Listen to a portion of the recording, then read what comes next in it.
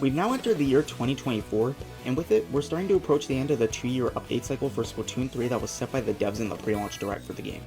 And while we don't currently know if that's for sure going to be the end of content updates, we've yet to see concrete evidence to suggest an extension is in the works. And because of the fact that the roadmap for these next 2 seasonal updates is roughly leaked, I don't feel like I need to do the same style hopes predictions videos I did for the past 3 seasons, because I don't think I need to make predictions for something that I'm pretty confident about already. So I decided to take advantage of the unknown, and I wanted to talk about my 10 biggest hopes for content in the 2 remaining seasonal updates for Splatoon 3. These will go from changes that I'd like, but don't think it'd be a big deal if we don't get them, to things that if they don't happen, might end up plaguing this game in the long run. Before we get into that though, if you like this video and want to see more Nintendo content like this, consider liking and subscribing, as 2024 is likely going to be a big year for Nintendo as a company. I'm going to try and talk about it as much as possible. With that out of the way, let's get into the list. The first tier, as I alluded to earlier, are changes that while I would like to see them, it wouldn't be a big deal if they didn't happen either. Starting with my number 10 biggest hope, I want to see more new battle and lobby music get added into this game before updates are all said and done, as the job they've done so far with new music tracks has been incredible, with these past 3 updates playing out some of my favorite battle tracks in the game, along with bringing back my all-time favorite band in Chirpy Chips. There's still a few more notable bands from past games that we could bring back, with my personal top 2 candidates being Sashimori and High Tide Era. Personally, I'd like to see High Tide Era come back the most, because we need to expose this band to more of the Splatoon fans of the Switch era. Now on to number 9, which some fans may be mad at me for not putting this higher, but please make Marina canon.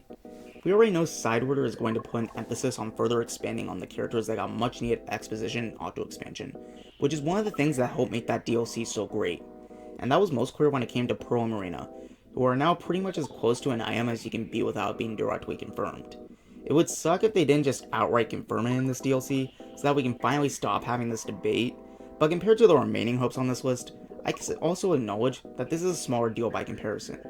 With those first 2 out of the way, we're now going to start moving into things that might make the game feel less complete if they're not added, but aren't anything that will make the game significantly worse. Starting with number 8 on that list, at least one more King Salmonid would be nice. The 3 we already have are great, but having one more wouldn't hurt, and besides, by adding a 4th, it could spice things up for people who may end up getting bored of the 3 that we have right now, as a new King Salmonid would be an opportunity to make another unique concept, as Boris and Joe can kind of feel a bit samey with the throw eggs at the boss's weak point strategy for beating it, even if they are otherwise very different bosses. Maybe something like tossing eggs to a certain location to either damage an enemy upon landing could be an interesting idea, even if it's a bit similar to something like Kozuna's Splashdown. Moving on to number 7, if it's not going to be removed from the game entirely and replaced with something else, I'd at least want to see a rework for Respawn Punisher. For those who don't know how it works, Respawn Punisher makes it so that whenever you get a splat, the person you splat has to wait longer to respawn and loses more if they're a special charge. However, if you get splatted, you feel those effects a bit more harshly than an opponent you splat would. Because of this, Respawn Punisher inherently promotes more passive play due to its high-risk nature, which is why you only ever really see it on E-Leader and other chargers at higher levels of play. I hope that there's the possibility of a rework that will be designed to reward both passive and aggressive styles of play if possible, which would increase the amount of weapons that may be optimal for using the ability on, while also making it less annoying to fight. Now on to number 6, I hope that we see Agent 4 in Side Order, although at this point, I'll take anything. It really feels like the developers just forgot that they exist. Of course, we don't know everything about Side Order, so there's a chance that Agent 4 could be integrated into its plot and play a major role, but nothing we've seen so far indicates that that is the case. It's just weird that considering the fact Agent 4 was on Team Chaos, yet in the game themed around the idea of Chaos, they've been nowhere to be found, with no signs yet of them returning.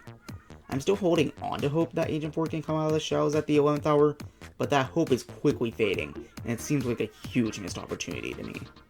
Moving back to additions to Salmon Run, for number 5, a new mode for Salmon Run, specifically an endless mode, could be cool. I've wanted an endless mode for Salmon Run for a while now, and I think it'd be a nice addition as a new mode that doesn't inherently encourage competition, along with all the other negatives that have come with competitive in-game events in Splatoon. It could be something like, every 5th wave is an extra wave, and if you beat the boss, you get your specials refreshed, and you have to start with a completely new rotation, and you keep going until you lose. This would help further in keeping Salmon Run feeling fresh, and could be a good option for those who have challenged themselves at the highest levels of Salmon Run and are looking for something new. Now we move on to the most important hopes to me, as if these don't happen, I can see potentially not just negative long-term effects for Splatoon 3, but the Splatoon series as a whole. But what are they? Well, let's get started with... My number 4 hope is that the final Splatfest isn't the somewhat commonly suggested, which is the best idol group, prompt, that would pit the Squid Sisters, Off the Hook, and Deep Cut against each other. First off, this theme just seems super unfair, as Deep Cut never really got the same exposition that both the Squid Sisters and Off the Hook had through their roles in in-game story campaigns, along with not having the nostalgia factor going for them. I just feel that Deep Cut would kinda get stomped in the Splatfest. Also, considering the story mode interactions between the Squid Sisters and Deep Cut, with Deep Cut looking at Marina like their boss, it just doesn't make sense to me to later pit them against each other. And that's not even mentioning Off the Hook's relations with Squid Sisters. It also sets the dangerous precedent of starting up another idol war in the community, and considering the effects of the other 2 times they essentially made Splatfest an idol war, yeah, let's just say that I don't want to reignite that kind of discord within the community. Now on to number 3, there is only one shooter that hasn't got its second kit yet, and it's... Oh, you've gotta be kidding me. Okay guys, now it's time to get into a prayer circle for the good of all Splatoon players. This is a message to the gods that might be out there. Whatever you do, please make the second kit of 52 Gal get literally any special other than 10 missiles. If we can just survive this one last kit, we're home free. Amen. Now that the prayers are over, my number 2 hope for the last 2 seasons of Splatoon 3 is for the map design to continue to progress into the right direction, to give us more of the good maps and less of whatever this is. The devs seem to be slowly finding their way with the maps, with Robo Ramen being widely being considered one of, if not the best new map in this game, as it feels like the antithesis of everything that people hated about the previous new maps. There's plenty of inkable walls, multiple ways to approach mid, viable flank routes, and even some differences in elevation, or at least better differences in elevation than other maps. Robo Ramen serves as proof that the people behind the game's map design have learned from their experience in making maps thus far, along with the feedback they've received from the community regarding the previous maps. They just need to show that they can keep making maps like this. Finally, for my number 1 biggest hope for Splatoon 3 in 2024, I want to see the game take further steps toward becoming more accessible for a larger group of players. Historically, when it comes to accessibility, in the kindest possible words, Splatoon's been not great. There's been steps taken with 3, such as with the color lock feature, even if from what I've seen there's mixed results on the end. But there's also the fact of certain weapons being inaccessible for players with issues like carpal tunnel, such as squeeze around brushes. And of course, splatter color screen. While they did address the issue of the brightness of the screen being too bright in the most recent update, there's also been some issues reported of players who have problems with the noise that plays when you go through an enemy splatter color screen. So while steps have been taken to improve on this glaring issue with Splatoon, it's clear that there's still a long way to go before the accessibility gets to a level that I think could even be deemed acceptable. No matter how much fun the game is, it should never require players to go through physical pain to be able to play it.